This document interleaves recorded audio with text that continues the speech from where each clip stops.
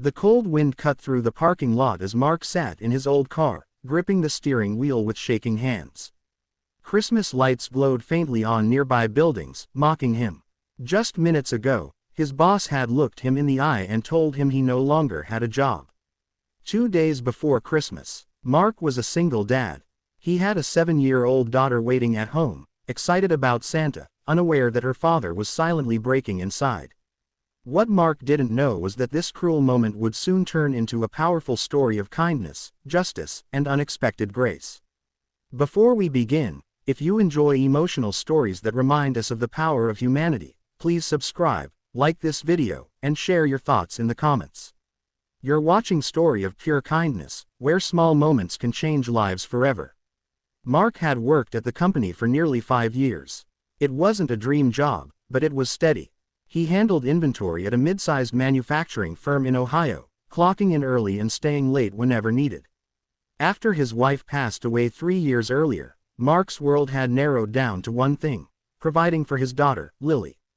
Every morning, he packed her lunch with little handwritten notes. Every night, he helped with homework before collapsing on the couch, exhausted but grateful. He never complained at work, even when overtime went unpaid or schedules changed last minute. He believed loyalty mattered. His boss, Richard Hale, believed something else entirely. Richard was known for being cold, numbers-driven, and impatient. Employees whispered that he had no heart, only spreadsheets. As December rolled in, rumors of layoffs spread through the office like a quiet sickness. Mark tried not to worry. He told himself he was safe. He had seniority. He worked hard. He needed this job. On December 23rd, just before lunch, an email popped up asking Mark to come to Richard's office. His stomach dropped. When he walked in, Richard didn't offer a seat. He didn't offer sympathy either.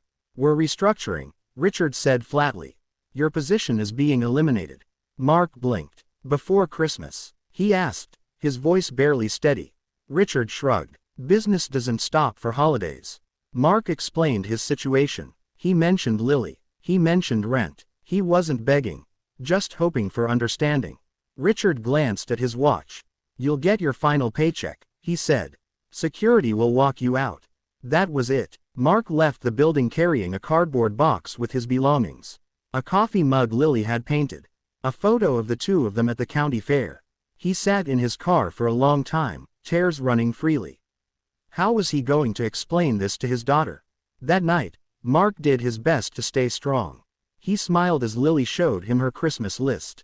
He nodded as she talked about cookies for Santa. After she fell asleep, Mark sat at the kitchen table, staring at overdue bills. He whispered a quiet prayer, not for miracles, but for strength. The next morning, Mark went to a local grocery store to buy a few essentials.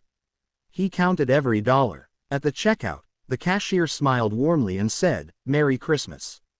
Mark nearly broke down. As he turned to leave, he noticed a small sign near the exit advertising a job fair after the holidays.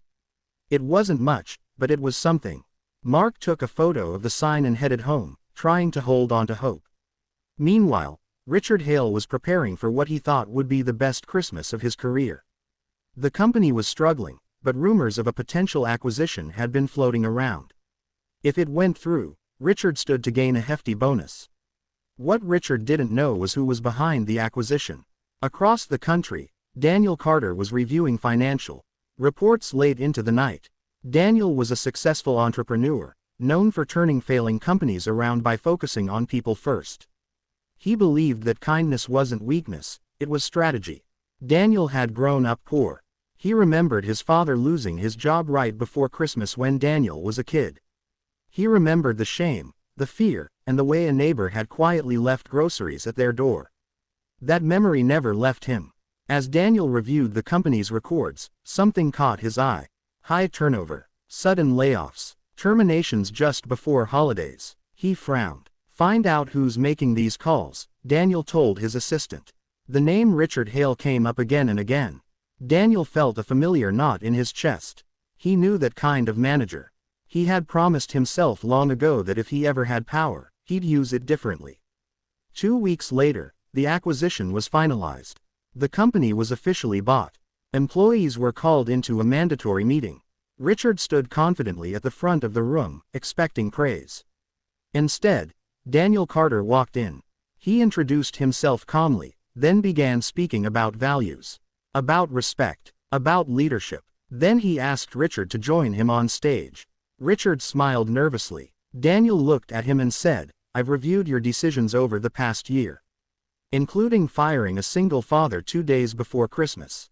The room went silent. Richard stammered, "That was a business decision." Daniel nodded. "So is this." He turned to the crowd.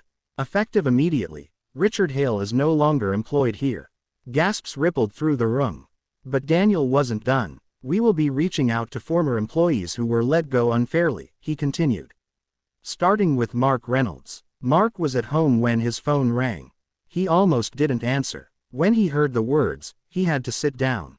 Not only was he offered his job back, but Daniel personally ensured Mark received back pay, a promotion, and flexible hours. He even offered to help with childcare resources. When Mark met Daniel in person, he was overwhelmed.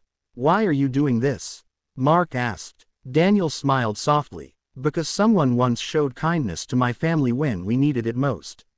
This is how we pay it forward." That Christmas was different for Mark and Lily. There were still struggles, but there was also warmth, hope, and a renewed belief in goodness.